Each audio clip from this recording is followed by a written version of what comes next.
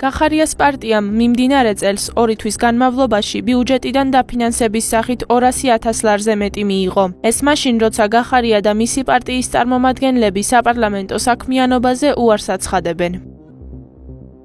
გაერთიანებების ერთიანობა, ნაციონალური მოძრაობა და ძლიერი საქართველოს ლელო ხალხისთვის თავისუფლებისთვის დეპუტატებს ვადაზე ადრე შეუწყდათ უფლებამოსილება და მათვიერმე უფრო ადრე გაუქმებული იქნა სიაში არსებული სხვა კანდიდატების რეგისტრაცია, აქედან გამომდინარე მათ 1 მარტიდან შეუწყდებათ საბიუჯეტო დაფინანსების მიღების უფლება. 7 პოლიტიკურ გაერთიანებას წარმოიშვა დაფინანსების მიღების უფლება, აქედან ერთმა პოლიტიკურმა გაერთიანებამ თავიდანვე განაცხადა უარი, ეს არის კოალიცია ცვლილებისთვის, გვარამი ამელია გირჩი დროა, რაც შეეხება 2 პოლიტიკურ გაერთიანებასთან დაკავშირებით, მოგახსენეთ, რომ მათ 1 მარტიდან შეუწყდებათ დაფინანსების მიღების უფლება. შესაბამისად, 7 პოლიტიკური გაერთიანებიდან დღეს 1 მარტის მდგომარეობით შეუნარჩუნდება დაფინანსების მიღება უკვე 4 პოლიტიკურ გაერთიანებას. აღნიშნული თანხის ოდენობა დამოკიდებულია საპარლამენტო არჩევნების შედეგებზე და ხმების რაოდენობაზე, რომელიც კონკრეტულმა პოლიტიკურმა გაერთიანებამ მიიღო.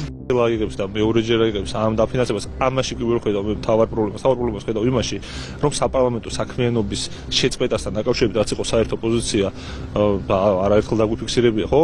ყველას ოპოზიციაში ამ საკითხთან დაკავშირებით არსებობს კითხვის ნიშნები და მე მგონი კითხვის ნიშნები მარტო ოპოზიციაში კი ძლიერ ქვეყნის მასშტაბით თუ თავარ კითხვა არსებობს ამჟამად ბატონ გახარიას და მისი გუნდის მიმართ არსებობს ამასთან დაკავშირებით. ბატონმა გახარიამ განმარტა სავსებით ნათლად, რომ ერთ-ერთი მიზეზი, რატომაც ინარჩუნებს მანდატებს, არის სწორედ ის, რომ ის დემოკრატიული დაფინანსება, რაც მას და მის გუნდს კანონით ეკუთვნის, შენარჩუნდეს. პარლამენტის ლეგიტიმაციის აღიარების გარეშე მე სავსებით ჩვეულებრივი და გამართლებული მგონია მსგავსი ტიპის დაფინანსების მიღება. მე ვერ ვხედავ პრობლემას ამასთან დაკავშირებით. თუმცა მინდა რომ ბატონ გახარიას მოუწოდო დატოვოს პარლამენტი. პრაქტიკულად ჩვენ ეს მხარდაჭერა მიიღე იმისათვის, რათა პარლამენტში ემუშაო. დასაკვირველია მექანიკური გადაწყვეტილება ამ საკითხის, ისე რომ შენ არჩეული ხარ, პარლამენტში არ შემოდიხარ, მაგრამ ბიუჯეტიდან თანხას მაინც იღებ, ეს არის ბოროტად გამოყენება იმ წესის, რომელიც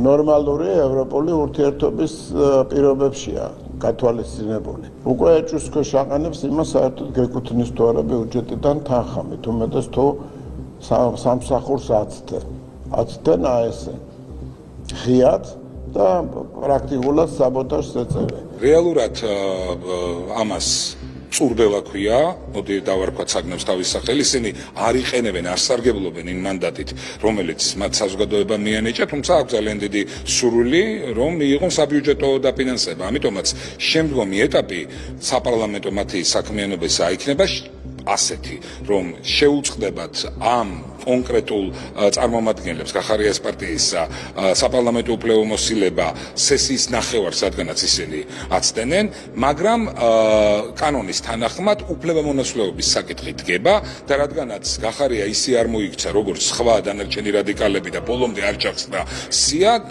შემდგომ სიაში წარმოდგენილ წევრებს ექნებათ საშუალება გამოიყენონ ეს მანდატი. ამიტომაც საბიუჯეტო დაფინანსების საკითხი შეწყდება იმ შემთხვევაში, თუ კი მთლიანად ყველა წევრი მოახდენს თავის უფლებამოსილებაზე უარის თქმას.